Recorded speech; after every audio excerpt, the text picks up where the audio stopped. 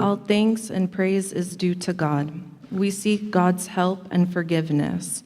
We seek refuge in God from the evil within ourselves and the consequences of our evil deeds. Whoever God guides will never be led astray, and whoever God leads astray will never find guidance. I bear witness there is no God but God, alone without any partners, and I bear witness that Muhammad is God's servant and God's messenger. You who believe, be mindful of God as is God's due, and make sure you devote yourself to God to your dying moment. Chapter 3, verse 102. I chose the topic for this khutbah today because the focus on the Quran has returned over and over to me throughout my life.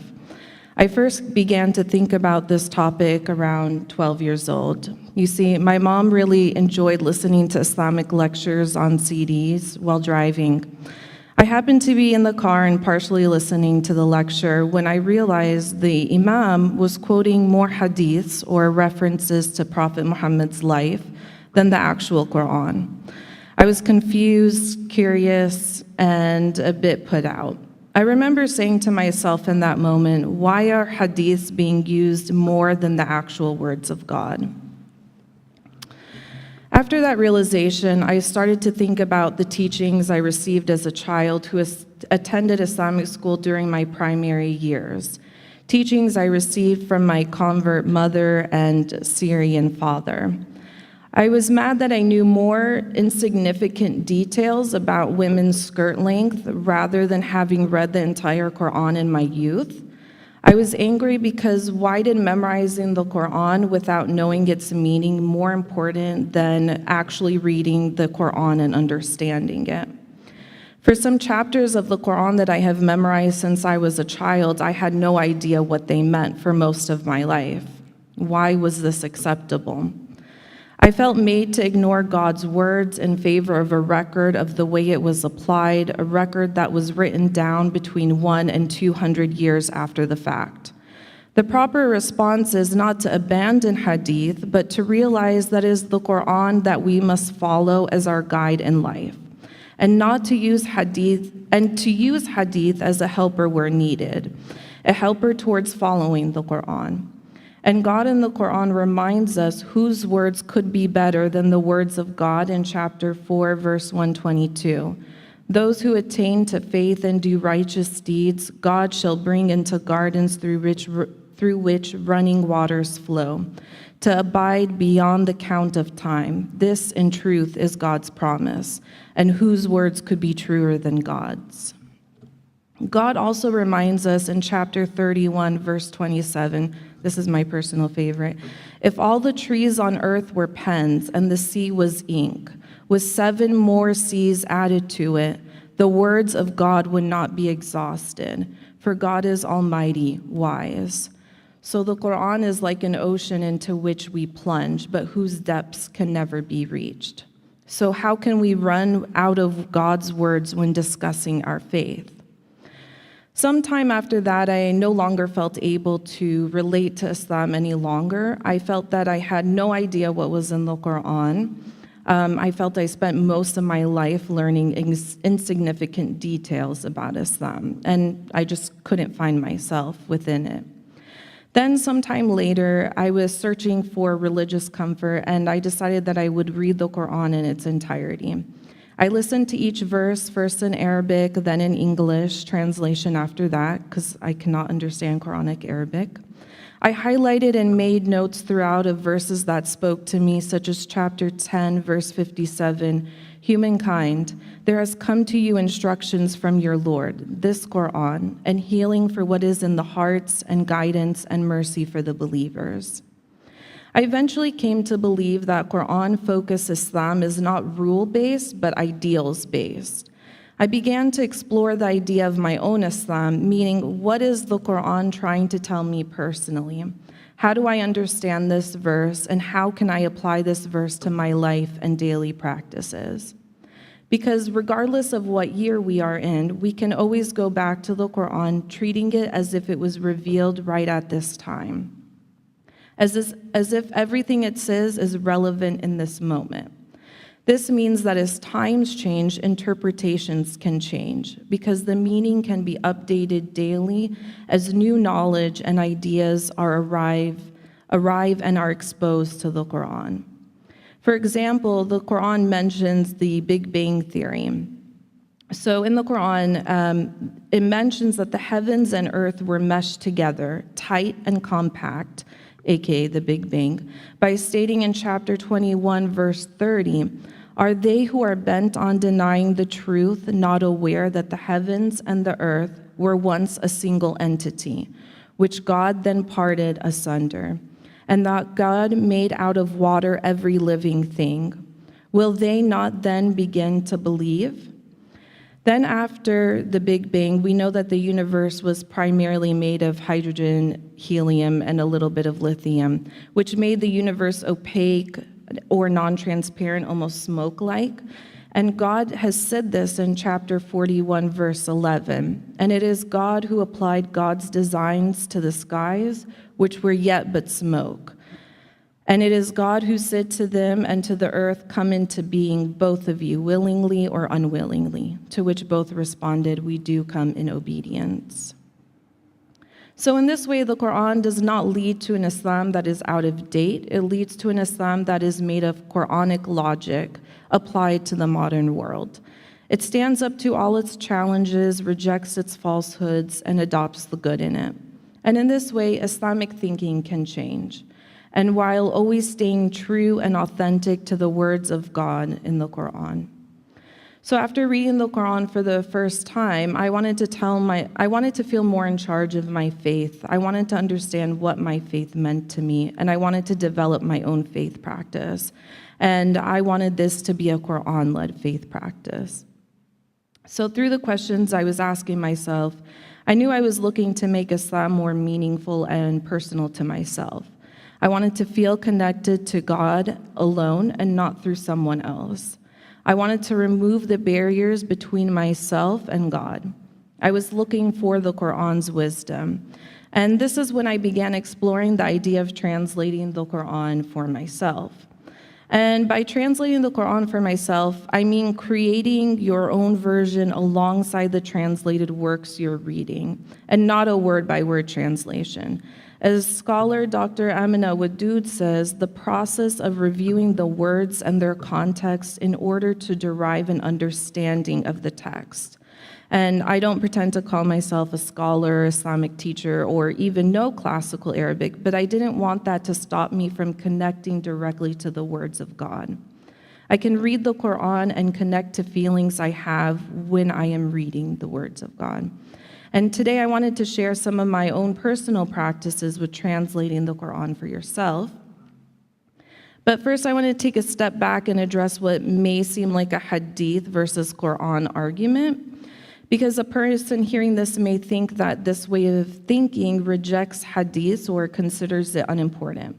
I can continue to respect Hadith and the classical scholarly tradition. All I want to do is recognize the Quran's high status compared to Hadith, and the crucial differences between the role of Hadith compared to the role of the Quran.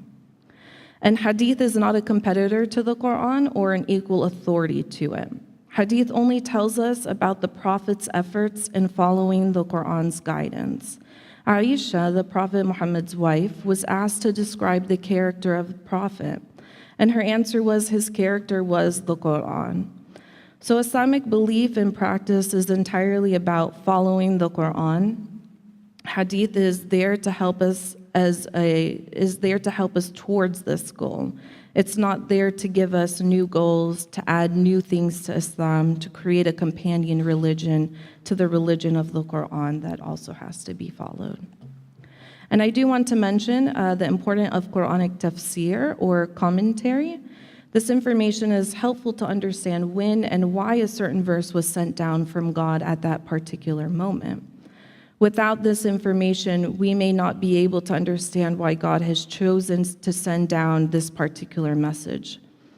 Fazlur Rahman, who I will speak about in a moment, introduces his book stating that tafsir is available for each verse of the Quran, but these are of no help to students seeking to acquaint themselves with what the Quran has to say about God, humans, or society. And I believe he's right, because it gives me more of a history of a verse, but it doesn't help me to feel connected to the words of God. So now, returning back to my point of how to tackle the Quran for yourself, let's first address how the Quran is structured. So the Quran has 114 chapters, or surahs in Arabic, and it's not arranged chronologically or thematically. Even within individual chapters, numerous topics can be covered with sudden switches from one topic to another and then back again. And the Quran was revealed over a period of 23 years and not in sequential order. Many verses were revealed on the spot as a response to unexpected questions and challenges that were brought forward to Prophet Muhammad from both believers and non-believers. And then each chapter of the Quran has a name, and the name is derived from a significant word in the chapter. Verses, or ayahs in Arabic, literally translates into signs. So by understanding how the Quran is structured, I started researching overall basic themes of the Quran.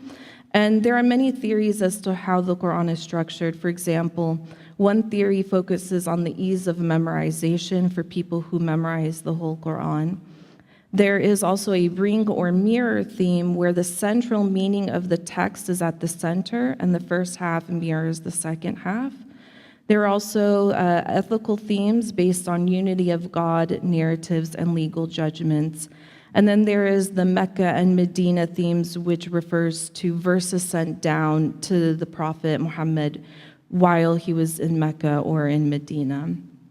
But for today, I've chosen to focus on the themes presented by 21st century scholar Fazlur Rahman.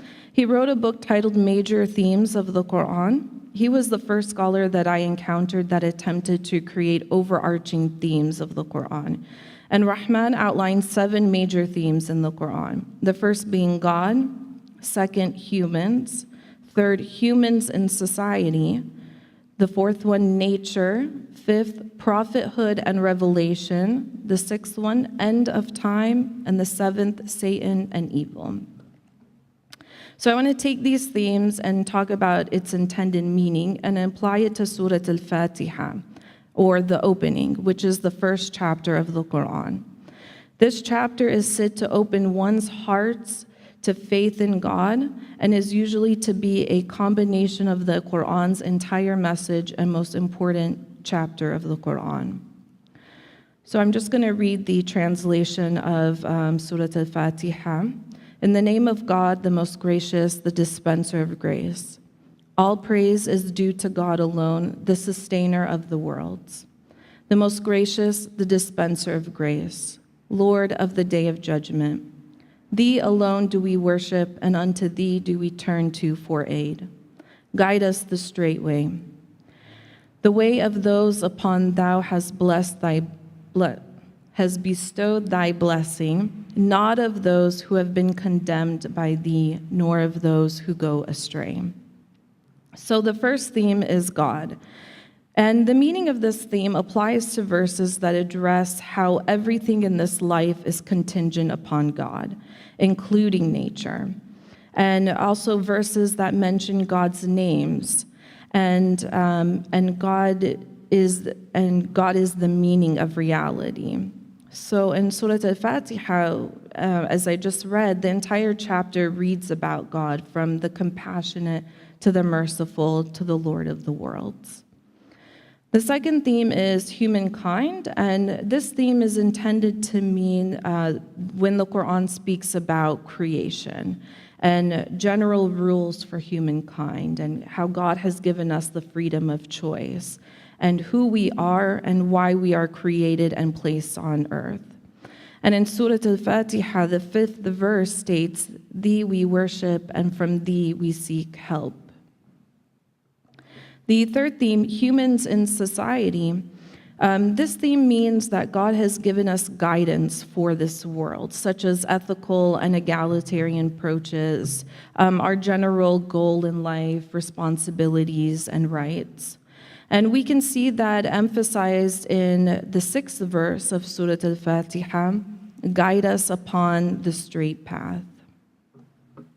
And then the next theme is nature. And this has to do with science, miracles described in the Quran, and earlier I mentioned the Big Bang Theory.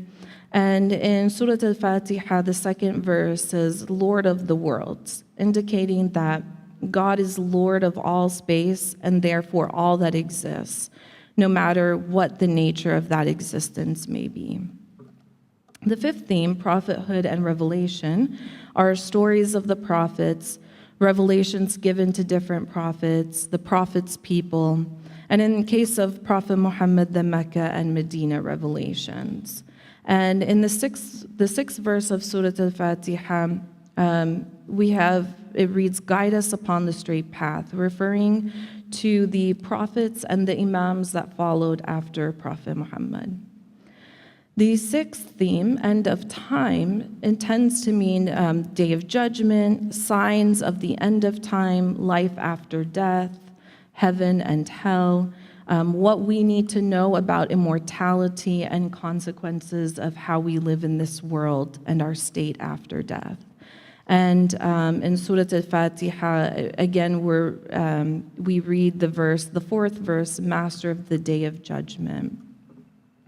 And then the final theme, Satan and evil, refers to the story of Satan, evil in the world, temptations, and the last verse of Surah Al-Fatiha, the path of those whom thou hast blessed, not of those who incur wrath, nor of those who are astray. Now, of course, a verse could fall into multiple themes, but while I'm reading the Quran, I like to keep these themes in mind. It helps me focus on the purpose of the verse, the purpose of the chapter, and what is God trying to tell me. And this is how I can tackle the complex and difficult Quran with very little classical Arabic understanding. And I do believe that these themes aim to guide us and reinforce that the Quran does not seek to control every aspect of our life. It gives us a set of ideals and principles and basic laws, and from there gives us the freedom to live our lives according to reason, common sense, and knowledge of the world. And it was by God's grace that thou, O prophet, didst deal gently with thy followers. For if thou hadst been harsh and hard of heart, they would have indeed broken away from thee. Chapter 3, 159. And while I'm advocating for taking charge of translating the Quran for yourself, I understand that a majority of the Muslim population has to rely on translation of the Quran, including myself. And no matter which translation you choose, you're ultimately reading it through someone else's filter. You're forced to read what they believe is the best understanding of that passage. People have interpreted and do interpret the Quran without an explicit or consistent methodology. And while this may seem limiting to connect directly with God, God has truly blessed some people with this knowledge and skill. So let us remember that no one scholar can ever grasp the full meaning of the Quran, since God is infinite and the Quran holds infinite meaning for all times and people of all different backgrounds and levels of knowledge. So you have the option of going through Quranic translations in order to get the best understanding of any particular word or passage, and these translations will give you a solid understanding of the Quran. So when approaching the Quran, I suggest doing research into the person who has translated the Quran from Arabic into your native language. I suggest researching their academic credentials, their objectivity. Do they have any biases? Does this person have confidence in their Arabic? I would personally recommend Muhammad As'ad's translation. I also recommend reading the scholar and Islamic studies professor Dr. Ingrid Madison's book, The Story of the Quran, where she addresses the main issues with Quran interpretation and intellectual barriers to the Quran. And even if we become classical Arabic scholars, there are still mysteries to the Quran that we will never know. For example, chapter 50, Surat Al-Kahf, the first verse states, Kahf, consider the sublime Quran. where the first letter or the first word of this verse is the Quranic, where the first word of this verse is the Arabic letter Kaf. And scholars are still unsure about the significance of this letter. So let us remind ourselves that there will be mysteries to the Quran that we will never determine in our life. God is the creator of all things, including ambiguity inherent in language. God must have intended all linguistically possible meanings. And sometimes the Quran is untranslatable. We can only do our best to understand it. God reminds us of this in chapter 3, verse 3. It is God who has sent down the book to you. In it are definitive verses that are the foundation of the book, and others are ambiguous. Ultimately, we all could have all the training and knowledge in the world, but if our hearts are hardened, deaf, or blind, as the Quran refers to it, with arrogance and close to receiving God's guidance, we will never receive any guidance.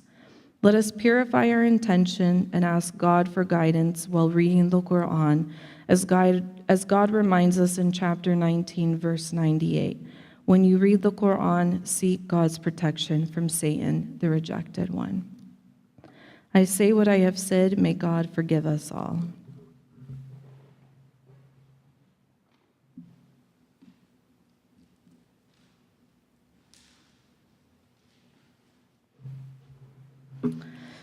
Alhamdulillah, all praises and thanks are due to God alone. Qur'an-focused Islam places the Qur'an back at the center of Islam and rederives Islam from its principles and philosophy, leading to an extremely open-minded, spiritual, and tolerant form of Islam that thinks the best of everyone, that fits modern science, and remains fully part of mainstream Islam.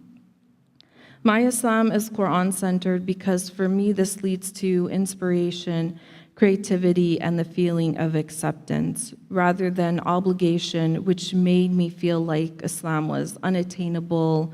I did everything wrong within Islam, and there was no room to grow as a Muslim. And my version of the Islam is what I imagine Prophet Muhammad's version of Islam was. I'm concerned with fighting injustice and tyranny, freeing people from oppression, and reconnecting with God as my guide. At the Women's Mosque of America, we focus on Qur'an literacy and comprehension as a form of empowerment. Let us take hold of our own faith and read the words of God directly. In the words of Dr. Ingrid Mattson, we need to live our faith in community with others so they can help illuminate our flaws and support us in our spiritual growth. But our growth will be limited unless our communities reflect the diversity of human experience. So let us focus on the chapters that we have memorized or are trying to memorize and understand their meaning. Embodiment theory facilitates a description of ongoing learning process that begins with Quranic memorization. Memorizing is the basis for recollection. It is the process of engraving the sacred verses onto the physiology of the person from childhood. Sayyid Hussein Nas et al. Highlighted this point in the book The Study Quran. Most Muslims experiencing the Quran as the oral revelation that it is, as it was experienced by many of the companions who first heard it from the mouth of the Prophet. So let us recite a section of the Quran with full awareness of it as the Word of God and meditate upon it as one whose soul is being directly addressed, as the Prophet's soul was addressed during its revelation. I would like to end with a Rumi poem. The interpretation of the sacred text is true if it stirs you to hope, activity, and awe. And if it makes you slacken your service, know the real truth to be this. It is a distortion of the sense of the saying, not a true interpretation.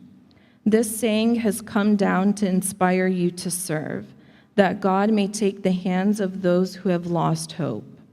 Ask the meaning of the Quran from the Quran alone, and from that one who has set fire to their idle fantasy and burned it away, and has become a sacrifice to the Quran, bowing low in humbleness, so that the Qur'an has become the essence of their spirit, the essential oil that has utterly devoted itself to the rose.